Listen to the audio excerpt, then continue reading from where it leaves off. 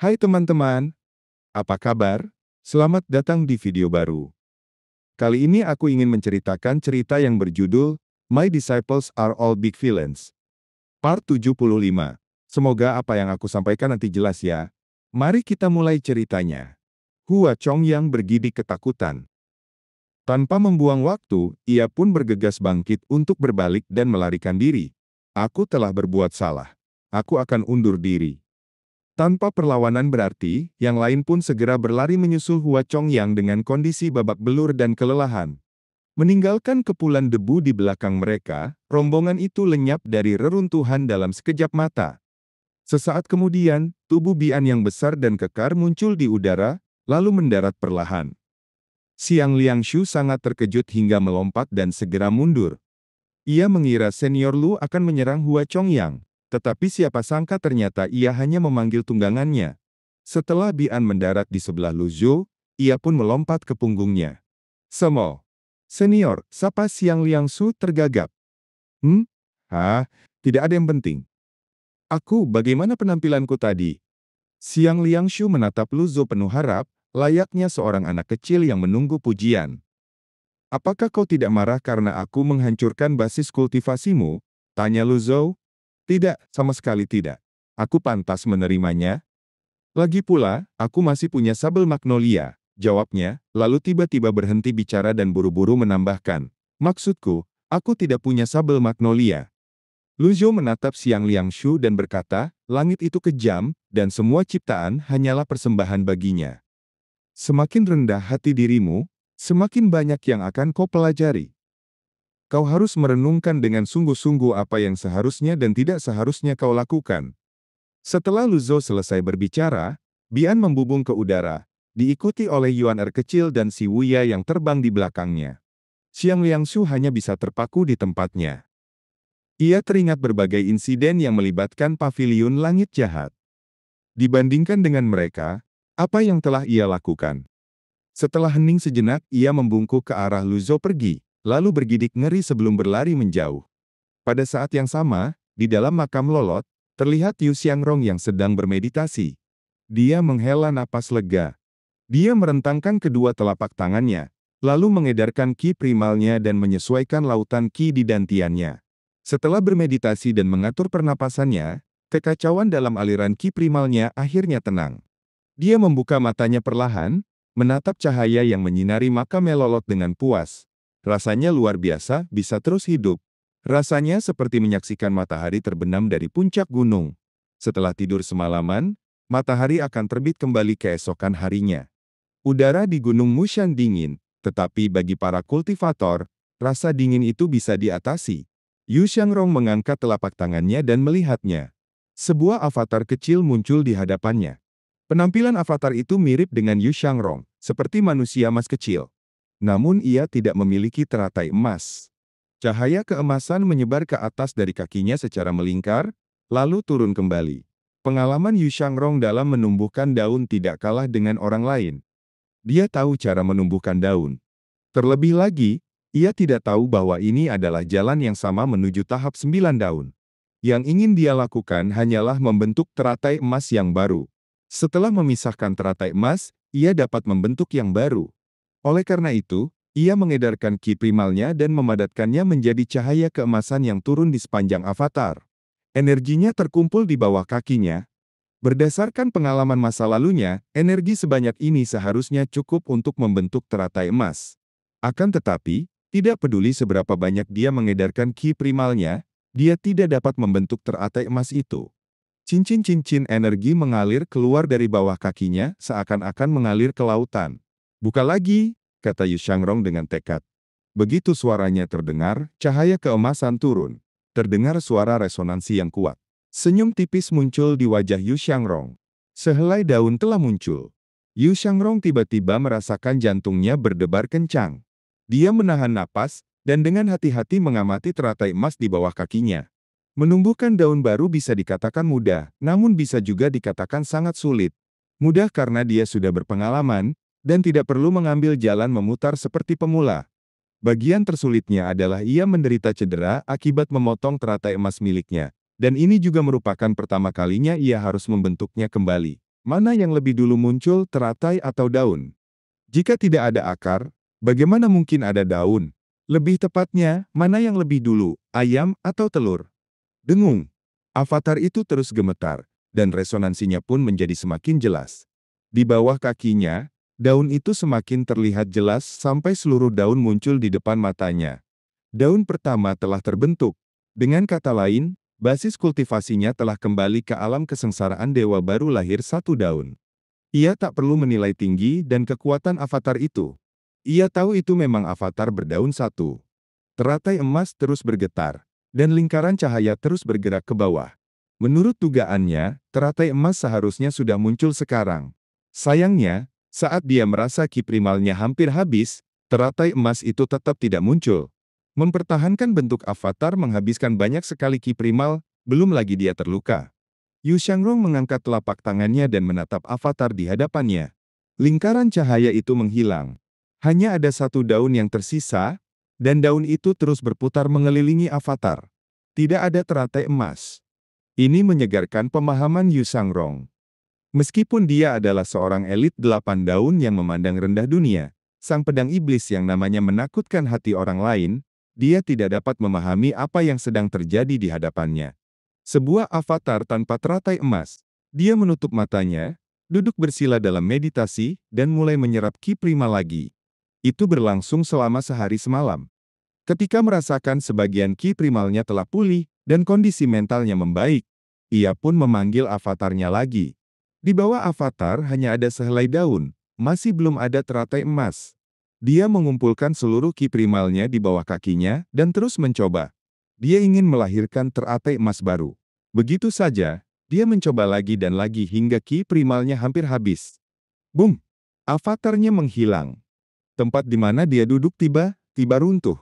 Yu Xiangrong jatuh melayang di udara, dikelilingi kegelapan tak berujung. Wajah Yu Xiangrong menjadi pucat karena angin dingin yang bertiup ke arahnya. Meskipun begitu, sosok setenang Yu Xiangrong sempat berhenti di udara. Bunga Sunhua. Di bawahnya, semuanya adalah hamparan bunga Sunhua. Dengung. Tepat saat perhatiannya teralihkan, sebuah penutup berbentuk jaring tiba-tiba muncul di atas kepalanya, menyegel jalan keluar. Yu Xiangrong sedikit mengernyit saat dia menyerang penutup itu. Bang! Dengan satu telapak tangan menghadap ke atas, cetakan telapak tangan mendarat pada tutup berbentuk jaring itu, tetapi tutupnya tidak bergerak. Setelah 3 kali pukulan telapak tangan berturut-turut, tutupnya tetap tidak bergerak. Besi dingin ribuan tahun, kata Yu Xiangrong sambil menggelengkan kepalanya. Setelah itu Yu Xiangrong memanggil pedang panjang umurnya. Dengan pemanggilan lembut, pedang yang tergeletak di tanah di atas sana hanya bergetar sedikit. Ada yang tidak beres? Kemampuan telekinesisnya telah berkurang drastis. Karena penasaran, dia terbang ke arah penutup itu dan mendekatkan telapak tangannya. Cahaya keemasan bersinar dari telapak tangannya, menerangi detail pada tutup jaring itu. Pada permukaannya terpahat urat-urat formasi. Formasi pelemahan? Yu Xiangrong menggelengkan kepalanya lagi. Desainnya indah dan cerdik. Mungkin, masyarakat bangsawan mengandalkan peralatan ini untuk bertahan hidup. Hal-hal yang biasanya dianggapnya lemah itu tak layak disebut. Namun, jaring ini telah melampaui ekspektasinya. Yu Xiangrong mendesah pelan. Berdasarkan apa yang ia rasakan, ia membutuhkan basis kultivasi yang lebih kuat untuk menggunakan pedang panjang umur. Namun, sekarang hal itu hampir mustahil. Dia turun perlahan-lahan. Sekali lagi, ia mengeluarkan telapak tangan berwarna emas cemerlang dan mengamati keadaan sekelilingnya dengan saksama. Ini adalah perangkap yang menyerupai sumur, tetapi lebih seperti tempat berlindung. Setelah mengamati sejenak, Yu Xiangrong menutup matanya dan bermeditasi dengan menyilangkan kaki. Karena dia sudah siap untuk memulai dari awal lagi, dia tidak boleh memaksakan diri. 1 daun berarti ia telah berhasil menumbuhkan sehelai daun. Jika tidak bisa memiliki teratai emas, biarlah. Xin pun berpindah di paviliun langit jahat. Setelah sehari semalam terbang, Lu Zhou, Si Wuya, dan Yuaner kecil akhirnya tiba di paviliun langit jahat di Gunung Golden Court. Siapa itu? Tanya Pan Zong. Pendatang baru lagi, jawab Zhou Jifeng. Keduanya melihat dari kejauhan. Seseorang yang dibawa kembali oleh senior tua pastilah tuan pertama. Pan Zong menyilangkan tangannya dan menganalisis situasi. Apakah tuan pertama selembut itu? Zhou Jifeng menggelengkan kepalanya. Kau tidak mengerti. Kudengar Tuan Ketujuh sangat cerdas, jaringan intelijennya tersebar di seluruh Great Yan. Kalau dia tidak mau, siapa yang bisa menangkapnya, balas Pan Zong. Kau benar juga. Lagi pula, kita tidak bisa menilai 9 murid Paviliun Langit Jahat berdasarkan penampilan mereka, kata Zhou Jifeng. Keduanya sepakat, lalu bertukar pandang dan bergumam. Kami benar-benar jenius. Setelah itu, mereka berdua berlari menuju Lu Zhou dan yang lainnya. Salam Master Pavilion. Salam Nona ke-9. Pan Zong dan Zhou Jifeng sudah terbiasa dengan ini, tentu saja tidak perlu menyapa Tuan. Pertama, dia hanya seorang pengkhianat. Setidaknya, mereka tidak bisa menyambutnya di depan Lu Zhou. Lu Zhou mengelus jenggotnya dan bertanya, apakah ada aktivitas di Paviliun Langit Jahat akhir-akhir ini? Pan Zong menjawab, Paviliun Langit Jahat telah berperilaku normal. Dengan Tuan ketiga yang mengelola urusan sehari-hari, semuanya berjalan lancar. Di sisi lain, sekte-sekte mulia menyebarkan rumor tentang kita. Isu? Tanya Lu Zhou acuh tak acuh. Masih tentang kematian Tuan kedua, dan layunya Gunung Golden Court. Dunia luar berkata. Pan Zong tergagap. Tidak perlu menahan diri, bicaralah, kata Lu Zhou. Dunia luar mengatakan bahwa batas agung Anda hampir tiba, kata Pan Zong dengan nada penuh ketakutan. Lu Zhou mengangguk. Hal ini sesuai dengan harapannya. Terkadang dia bertanya-tanya berapa kali lagi sekte mulia itu harus ditampar wajahnya sebelum mereka sadar. Batas agung? Apakah aku terlihat seperti seseorang yang akan meninggal? Tidak ada gunanya memikirkan hal-hal ini sekarang. Lu Zhou melirik si Wuya yang terdiam dan Putri Yongning yang berada dalam pelukannya. Kemudian dia berkata, Yuan Er, bawa sang putri ke Paviliun Selatan untuk memulihkan diri. Baik guru, Yuan Er kecil menangkupkan tinjunya. Sedangkan untukmu, kata Lu Zhou menatap si Wuya. Bermeditasilah selama 7 hari di gua refleksi. Ekspresi si Wuya tetap tidak berubah. Dia hanya menangkupkan tinjunya dan berkata, terima kasih guru. Meskipun si Wuya menyapa Lu Zhou sebagai guru dengan cara yang sopan, Lu Zhou tidak merasakan adanya ketulusan dalam kata-katanya. Ia tidak berkata apa-apa lagi, berbalik, dan kembali ke Paviliun Timur. Ia menetapkan hukuman 7 hari, karena ingin mengisi ulang kekuatan luar biasa dari gulungan kitab suci surgawi hingga penuh. Tanpa kekuatan luar biasa, sebagai kartu truf, dia merasa seolah-olah ada sesuatu yang hilang darinya. Setelah Lu Zhou pergi, Pan Zong dan Zhou Jifeng langsung menunjukkan rasa hormat. Mereka membungkukkan badan sambil berjalan mendekati si Wuya dan berkata, salam Tuan pertama. Si Wuya melirik mereka berdua. Dia mengabaikan mereka dan berjalan menuju gua refleksi. Mereka berdua buru-buru mengikutinya. Tuan pertama, perlukah saya menyiapkan jaket untuk Anda? Tuan pertama, Anda lebih tampan dan lembut dari yang saya bayangkan. Si Wuya mengabaikan kedua orang yang berusaha mencari muka itu, dan berjalan dengan langkah mantap. Pan Zong dan Zhou Jifeng mengikutinya dari belakang. Mereka semakin yakin bahwa orang di depan mereka adalah murid pertama Paviliun Langit Jahat, karena ia tampak sangat familiar dengan lingkungan sekitar dan rute menuju setiap paviliun. Dengan mudah, ia tiba di area belakang gunung. Begitu sampai, si Wuya berhenti tanpa menoleh. Dia berkata, murid tertua dari Sekte Pedang Surgawi Zhou Jifeng. Pengkhianat dari Sekte Kejelasan Pan Zong. Dia dengan mudahnya menyebutkan identitas mereka berdua. Pan Zong dan Zhou Jifeng terperangah. Mereka menatap punggung si Wuya dengan kaget. Sebelum mereka sempat berkata apapun, si Wuya bertanya lagi, apakah kalian semua baik-baik saja? Mendengar ini, Pan Zong tidak langsung menjawab. Ia membatin. Beginilah seharusnya sikap seorang kakak senior. Dengar bukan? Betapa murah hatinya kakak senior tertua. Begitu bicara, ia langsung menanyakan keadaan semua orang. Pan Zong menjawab, terima kasih atas perhatian Anda, Tuan pertama. Saya baik-baik saja. Saya sangat menyukai Paviliun Langit Jahat. Zhou Jifeng menimpali, terima kasih atas perhatian Anda, Tuan pertama. Saya juga baik-baik saja. Tempat ini tidak hanya bagus, tetapi semua orang di sini juga sangat ramah. Ekspresi si Wuya tetap tidak berubah. Dia perlahan menoleh dan menatap mereka berdua. Si Wuya tidak marah, juga tidak menegur mereka karena tidak menjawab pertanyaan dengan benar. Sebaliknya, dia berkata, "Itu bagus. Tuan pertama, di dalam gua sangat dingin. Saya akan membawakan Anda selimut," kata Pan Zhong berinisiatif. Begitu dia selesai berbicara, terdengar bunyi dentang dari belakangnya. Keduanya menoleh ke arah suara itu dan melihat Duan Musheng sedang memegang tombak penguasa sambil menatap mereka dengan ekspresi serius. Pan Zhong dan Zhou Jifeng menjadi sedikit khawatir saat melihat raut wajahnya yang tidak ramah. "Tenang saja Tuan pertama. Mohon jangan menaruh dendam pada Tuan ketiga," kata Pan Zhong. "Dentang." Tombak penguasa itu dibanting ke tanah. "Kurang ajar," bentak Tuan ketiga kepadanya. Pan Zhong tertegun sejenak dan tak berani bicara. Ia terus mengumpat dalam hati, Tuan ketiga ini terlalu lancang. Memang, Tuan pertama telah meninggalkan pavilion karena suatu alasan, tetapi beraninya dia menantang Tuan pertama di depan kami. Dia benar-benar nekat.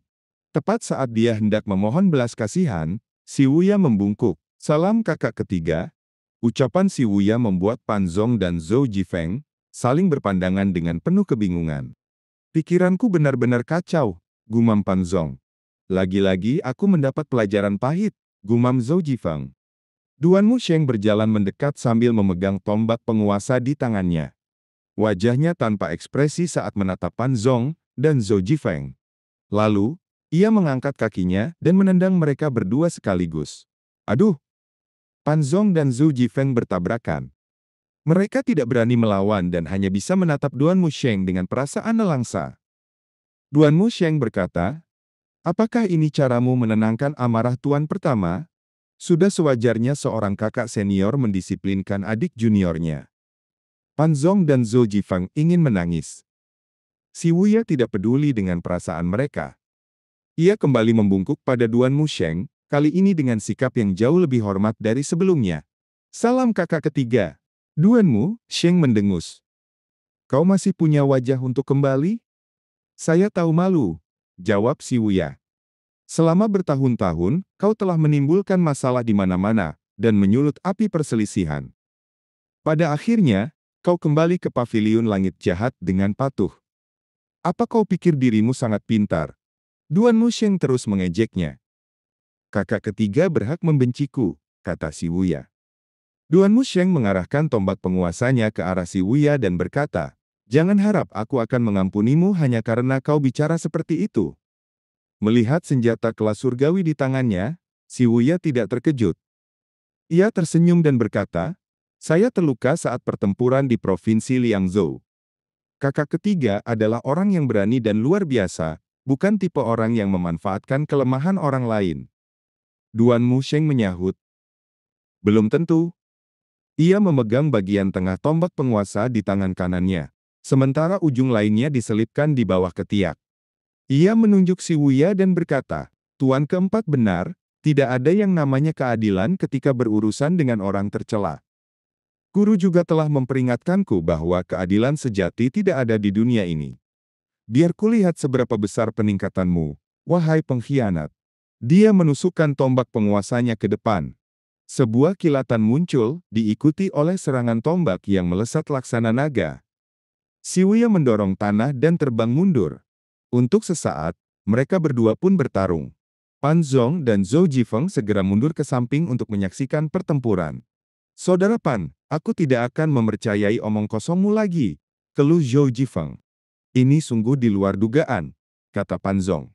Zhou Jifeng menyeka keringat di wajahnya dan bertanya, "Siapa yang lebih kuat? Tuan ketiga atau tuan ketujuh?" Pan Zhong melihat sekeliling, lalu berkata dengan suara rendah, "Saya rasa tuan ketujuh. Coba pikirkan, dunia kultivasi saat ini telah dibuat jungkir balik olehnya. 9 provinsi di Great Yan berada dalam kekacauan. Jangan menilai buku dari sampulnya. Lagi pula, saya dengar dari tuan ke-8 bahwa sampai sekarang belum ada seorang pun yang mampu memaksa tuan ketujuh untuk menggunakan kekuatan penuhnya." "Dia sekuat itu?" tanya Zhou Jifeng. "Mari kita lihat saja," jawab Pan Zhong.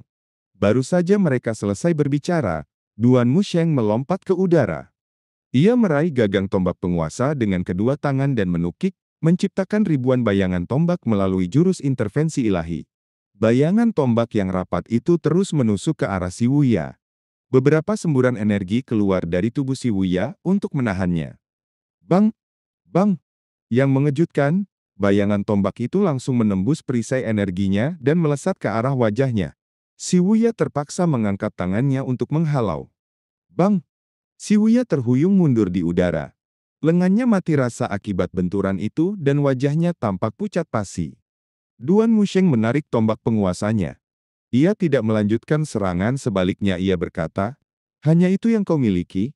Si Wuya menatapnya dan berkata, "Tingkat kultivasi kakak ketiga sungguh luar biasa.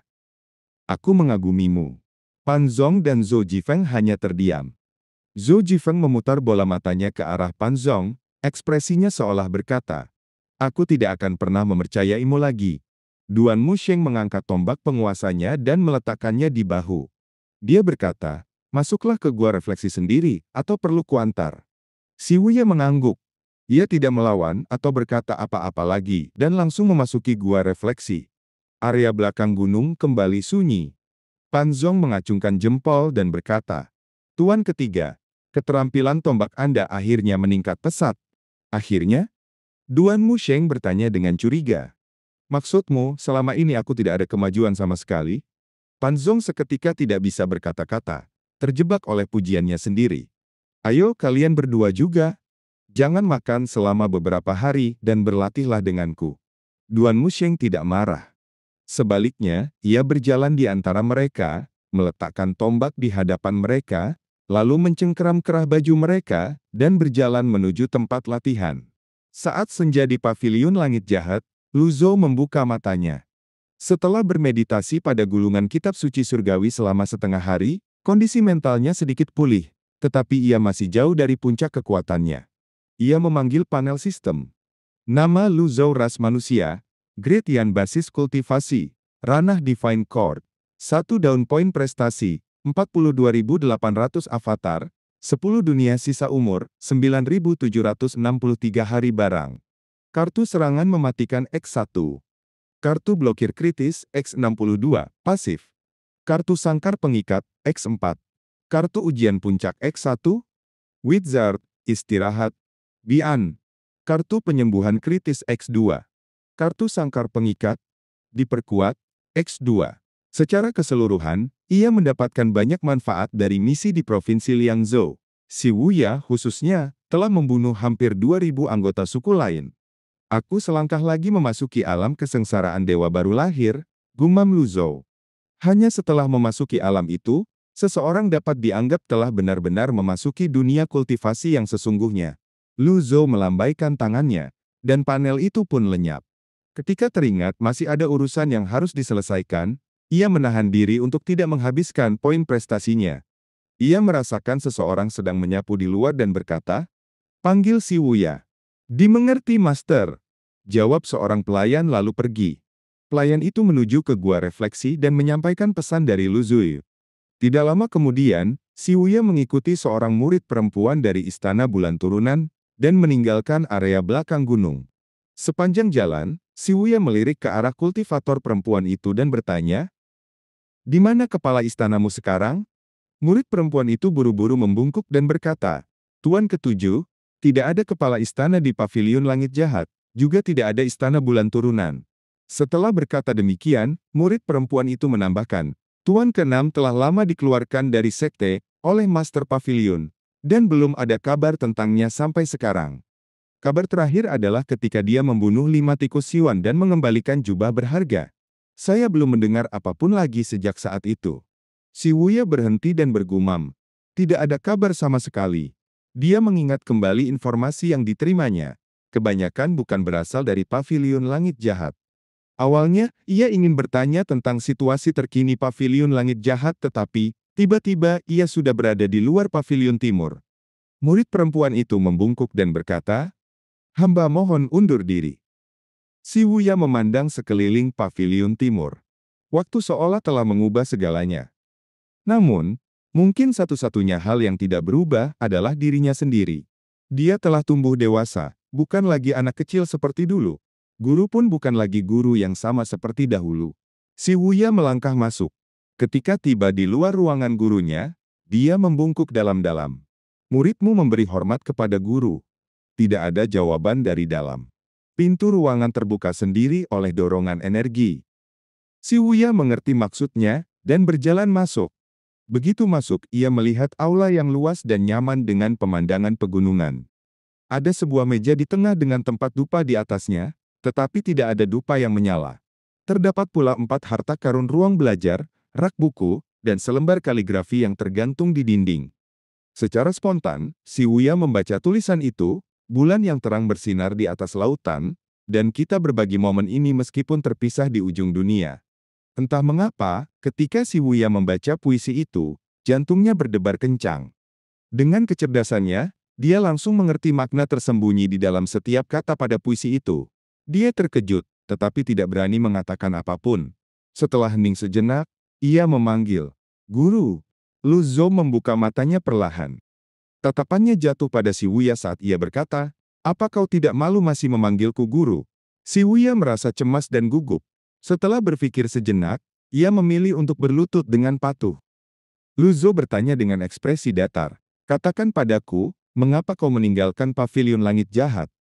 Si Wuya menjawab dengan sungguh-sungguh, "Potensi sejati saya hanya bisa terwujud di luar pavilion langit jahat." "Dengan kecerdasanmu itu?" tanya Lu Zhou. "Saya pikir saya bisa," jawab si Wuya. "Kau pikir?" Si Wuya melanjutkan, "Sekarang 9 provinsi di Great Yan berada dalam kekacauan, yang saya butuhkan hanyalah lebih banyak waktu untuk membuat mereka jatuh sepenuhnya. Keluarga kekaisaran pasti akan berantakan. Bahkan formasi 10 terminal tidak akan berguna bagi ibu kota ilahi ketika saatnya tiba.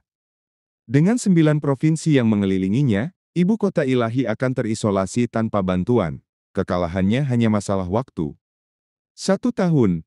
Hanya 1 tahun lagi yang saya butuhkan." Wush! Lu Zhou tiba-tiba melancarkan segel telapak tangan. Plak!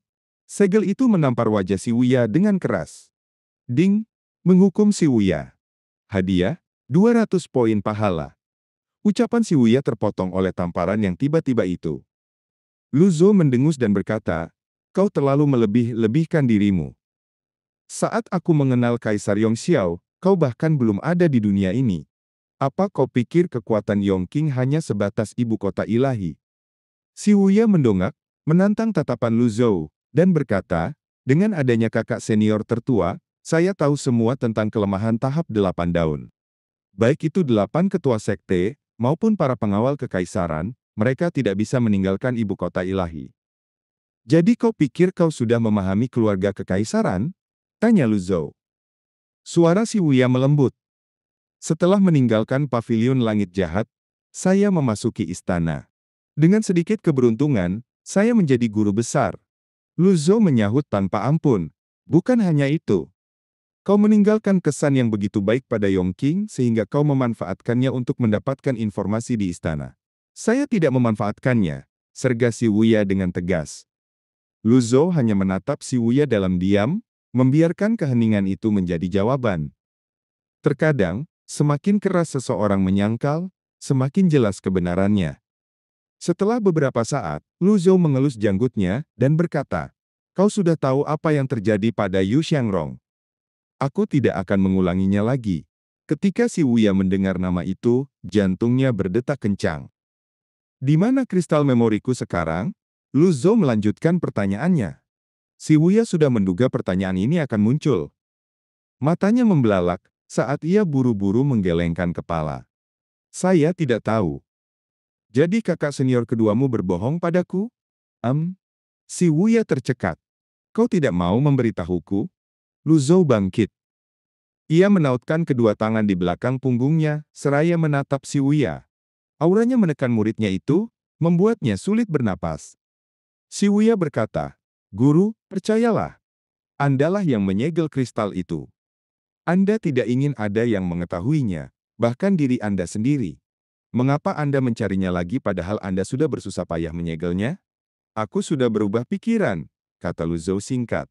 "Itu karena Anda tidak memiliki ingatan Anda. Jika Anda menemukannya dan mengembalikan ingatan Anda pasti akan menyesal." Selain itu, si Wuya berhenti sejenak sebelum menggertakkan giginya dan melanjutkan, "Anda sebaiknya tetap di gunung dan menghabiskan sisa waktu Anda dengan damai. Saya berjanji akan berbakti kepada Anda. Setelah itu, ia bersujud dalam-dalam. Maksudmu karena aku salah menilai dan kau pikir ajalku sudah dekat, aku harus membiarkan kalian berbuat sesuka hati, tanya Lu Zhou. Si Wuya terperangah. Namun, dia dengan cepat menjawab, jika memang begitu guru menafsirkan kata-kata saya, maka biarlah. Lancang. Lu Zhou mengibaskan lengan bajunya. Sebuah segel energi menghantam si Wuya, membuatnya terhuyung ke belakang hingga menabrak pintu sampai hancur. Boom! Si Wuya mendarat dengan keras di aula pavilion timur. Lu Zhou mengibaskan lengan bajunya lagi. Segel telapak tangan lain melayang di udara. Bam! Si Wuya terguling menuruni tangga. Lu Zhou sedang tidak ingin memikirkan hadiah sistem. Emosinya bergejolak, sesuatu yang sangat dekat dengan amarah. Setelah memukul beberapa kali, dia akhirnya berhenti. Tiba-tiba ia bertanya-tanya, apakah ingatan Jitian Dao yang memengaruhinya? Atau apakah ia telah sepenuhnya menyatu dengan Jitian Dao? Lu Zhou tetaplah Lu Zhou, namun Jitian Dao yang sekarang bukanlah Jitian Dao yang dulu. Ia tidak punya pilihan selain membangun jalan baru untuk dirinya sendiri. Setelah hening sejenak, Lu Zhou berjalan ke tepi tangga dengan tangan di belakang punggungnya. Ia menatap si Wuya dari atas. Kau murid durhaka. Si Wuya mengerang dan memuntahkan seteguk darah. Dia tidak membela diri, hanya menopang tubuhnya, dan kembali ke posisi berlutut. Bagaimanapun, Lu Zhou adalah gurunya. Sekalipun seseorang merasa benar, menentang guru sendiri adalah hal yang tidak dapat diterima. Si Wuya tetap diam. Ia tidak marah, seolah sudah terbiasa dengan hukuman ini. Bahkan, ia merasa hukuman gurunya kali ini lebih ringan dari sebelumnya, meski kata-katanya jauh lebih ringkas.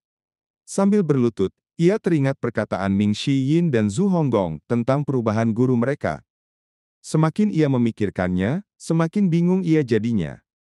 Keributan itu rupanya menarik perhatian. Duan Musheng, Ming Shi Yin, Zhao Yue, Yuaner kecil, Hua Yuexing, dan yang lainnya bergegas ke pavilion timur. Banyak juga kultivator wanita yang datang karena penasaran dan menonton dari kejauhan. Sebelum ada yang sempat bicara, suara Lu Zhou menggema, siapapun yang berani membelanya akan menerima hukuman yang sama.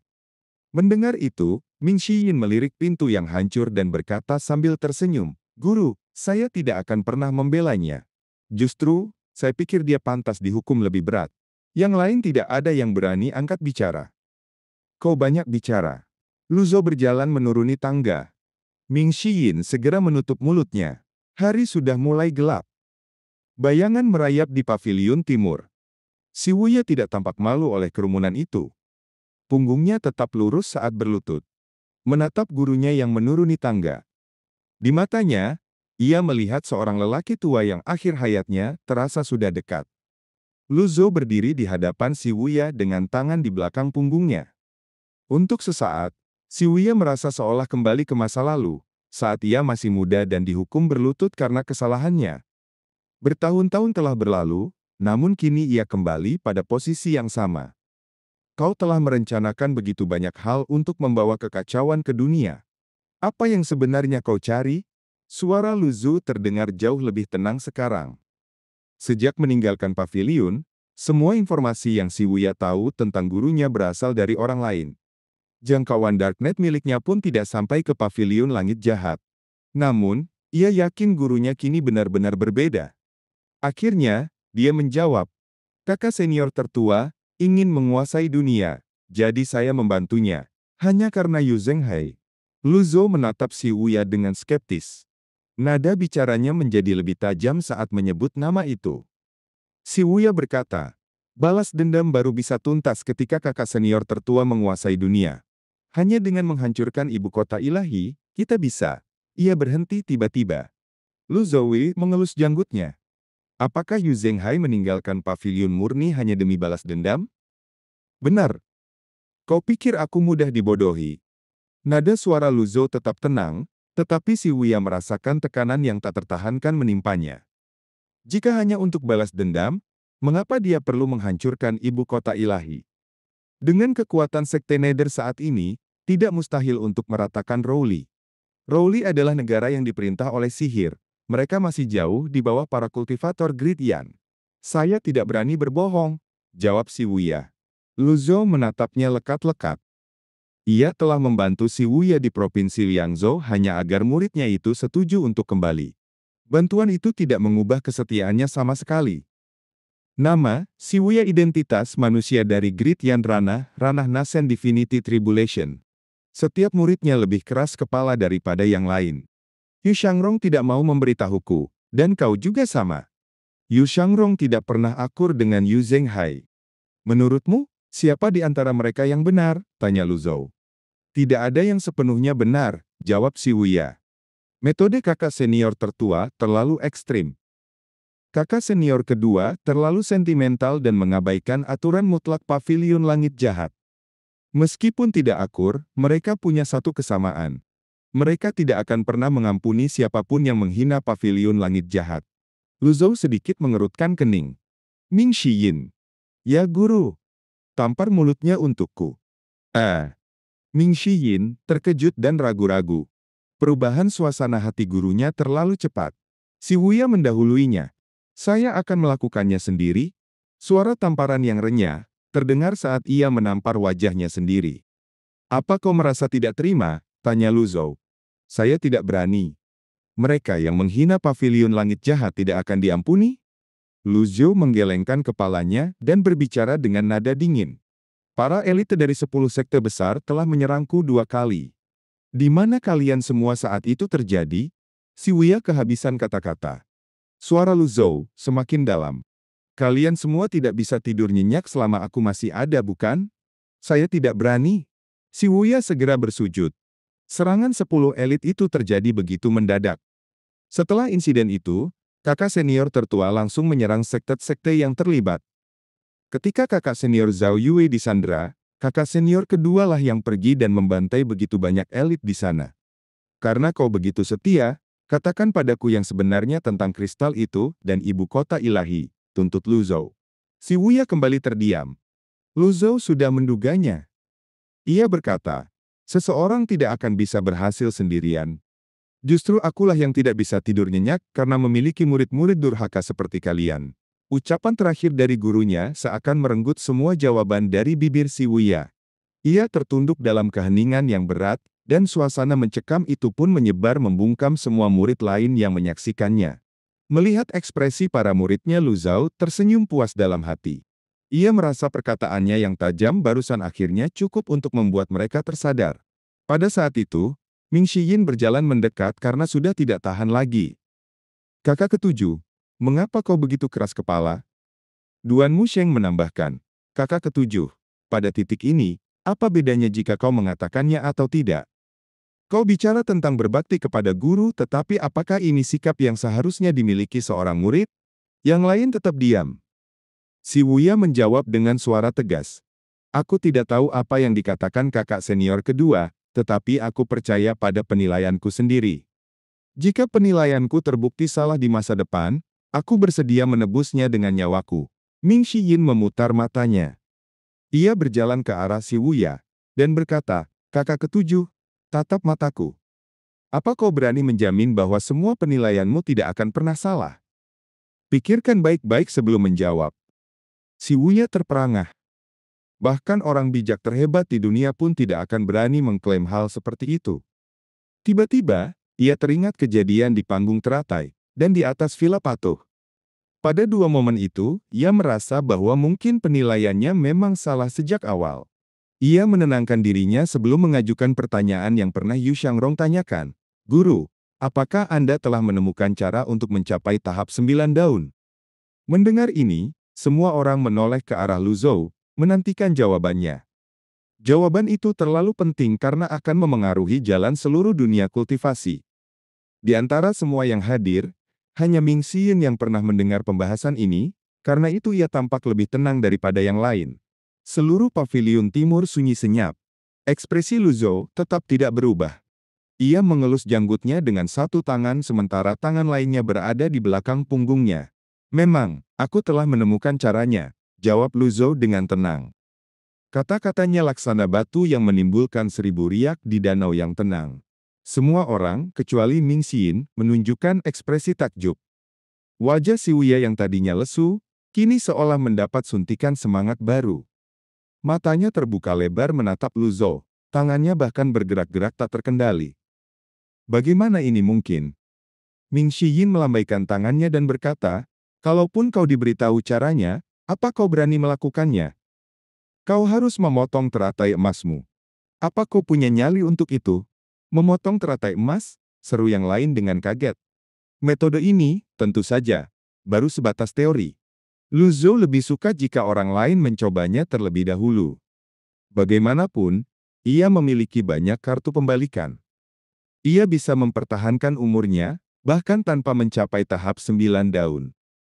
Ia berharap murid-muridnya bisa mencapainya. Tetapi ia tahu, memotong teratai emas sama saja dengan bunuh diri. Tidak ada yang akan berani mencoba kecuali mereka benar-benar nekat, apalagi tanpa jaminan keberhasilan. Sebagai seorang transmigrator, Lu Zhou tahu bahwa untuk membuktikan sebuah teori, ia membutuhkan kelinci percobaan. Masalahnya, siapa yang bersedia menjadi kelinci percobaan itu?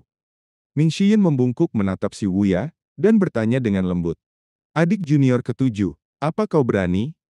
Si Wuya terdiam, matanya menyipit dan keningnya berkerut. Ia tiba-tiba teringat pernah mendengar desas-desus tentang seseorang yang mempelajari cara mencapai tahap 9 daun saat ia masih berada di istana. Jika itu benar, bukankah itu berarti ibu kota ilahi memiliki kartu andalan? Duan Musheng bertanya. Memotong teratai emas? Metode macam apa itu? Mana aku tahu? Tanyakan pada guru, sahut Ming Shiyin sambil memutar matanya. Lu Zhou mengelus janggutnya dan berkata, memotong teratai emas adalah salah satu caranya. Namun, ada kemungkinan kalian bisa kehilangan nyawa dalam prosesnya. Karena itu, jangan mencobanya dengan gegabah. Yang lain mengangguk mengerti. Lu Zhou menatap Si Wuya dan bertanya, apakah kau puas dengan jawabanku? Mendengar ini, Si Wuya bergidik. Ia kembali berlutut dan berkata, saya tidak berani. Sudah menjadi tugas seorang guru untuk menjawab pertanyaan muridnya. Aku akan menjawab pertanyaan apapun yang kau miliki, kata Lu Zhou. Murid-murid lain merasa Lu Zhou adalah sosok yang sangat murah hati. Beginilah seharusnya seorang guru sejati, pikir mereka. Sebaliknya, Si Wuya justru merasa kata-kata itu adalah sindiran untuknya.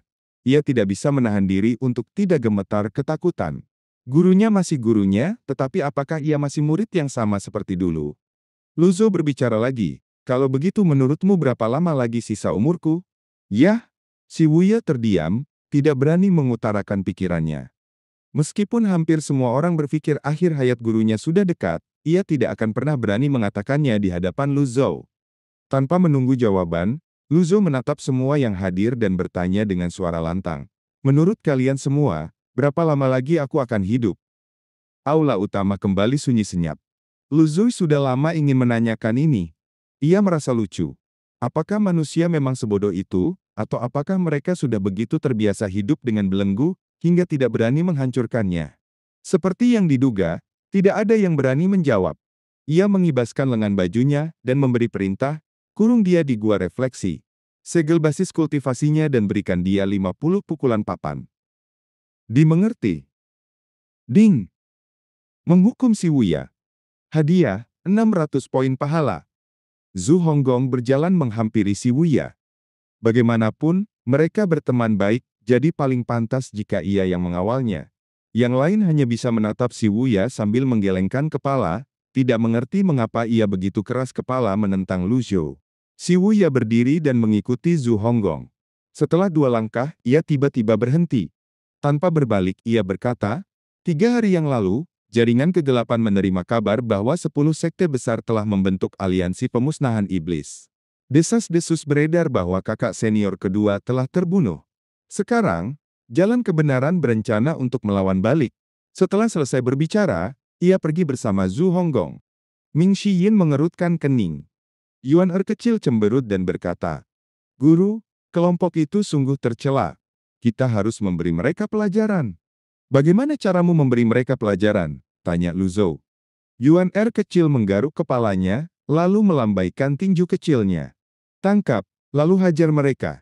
Tentu saja, Lu Zhou tidak setuju. Ia memperhatikan bahwa niat membunuh Yuan Er kecil tidak lagi sekuat dulu. Setelah hening sejenak, ia melambaikan tangannya. Cukup untuk hari ini. Istirahatlah dengan baik, Guru. Saya undur diri, Guru. Ming Shiyin, tetap di sini, perintah Lu Zhou. Setelah yang lain meninggalkan pavilion timur, Ming Shiyin melirik pintu kayu yang hancur di lantai dan berkata dengan hormat, "Akan segera saya perbaiki, Guru." Lu Zhou mengangguk. "Aku memberimu 2 misi?" Ming Shiyin tampak gembira. "Katakan saja, Guru.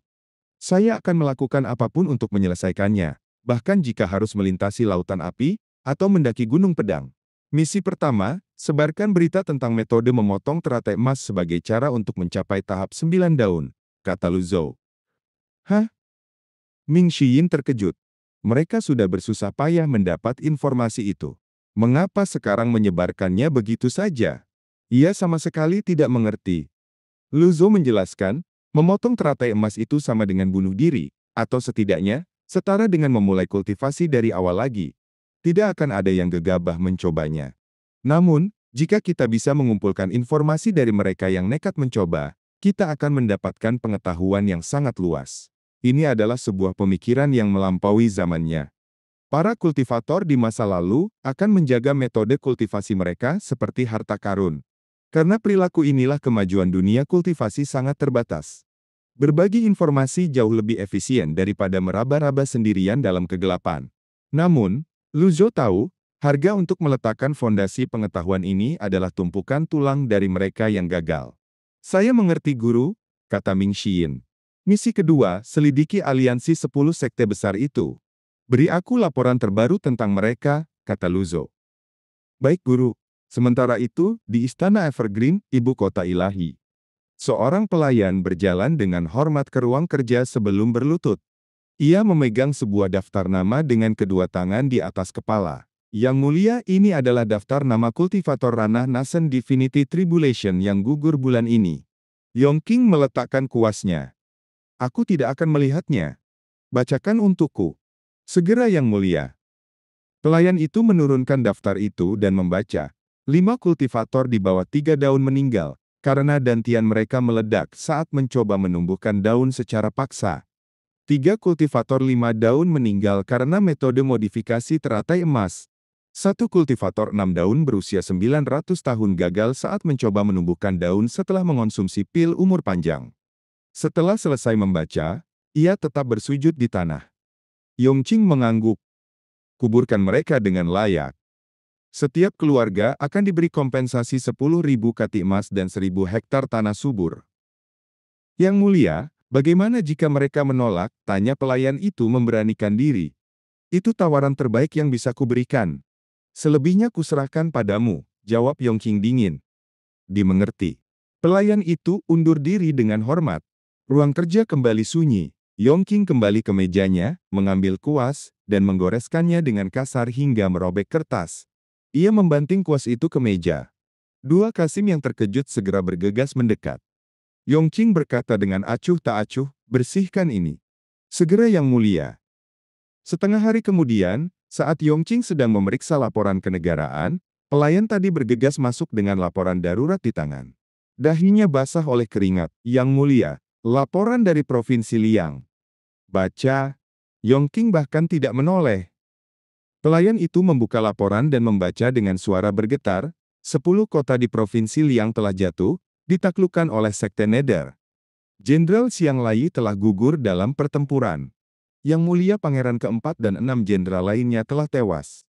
Yongqing mengerutkan kening mendengar laporan itu. Ia bahkan tidak menunjukkan ekspresi ini ketika Lu Huan, Pangeran kedua, meninggal. Pelayan itu sangat mengenal temperamen kaisarnya.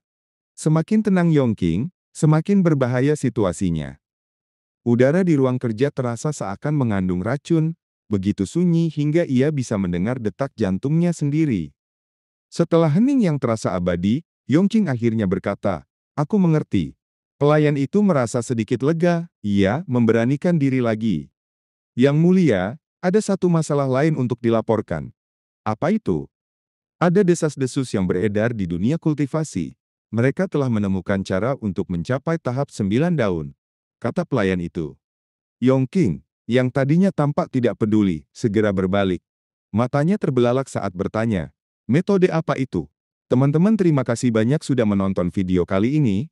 Kalau kalian suka jangan lupa klik tombol like dan subscribe ya agar tidak ketinggalan video-video berikutnya.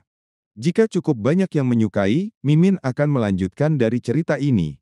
Sampai jumpa di video selanjutnya. Apakah ada hal lain yang bisa saya bantu?